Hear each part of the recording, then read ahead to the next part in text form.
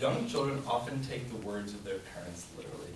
TV shows like Kids Say the Darndest Things and America's Funniest Home Videos often use these ideas from children's childhood to illustrate their point.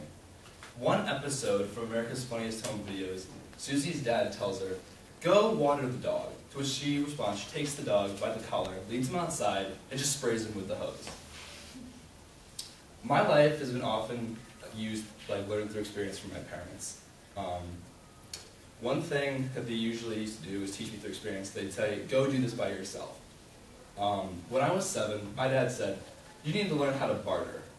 So when we were in Turkey in a Grand Bazaar, and I had seen a dagger that I really wanted as a souvenir. So my dad said, "If you want that dagger, you're going to have to barter for it." So he pulled me aside and just said, "Look, this is what you're going to do. Whatever the price that he gives you, you're going to say half of it." So I walked over to the vendor and said, "How much is the dagger?" He said, "It's 20,000 lira." I said, "Okay, I'll give you 10,000 for it." He responded, 16,000. I said, "I'll give you 8." He looked at me, looked back at my dad, looked back at me, and then broke out laughing. My dad, my entire family laughed with him. I stood there in complete bewilderment, having no idea what I had done wrong.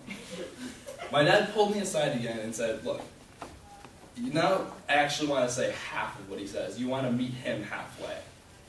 And to this day, I will always remember that story because it's an example of how I took what my dad said out of context.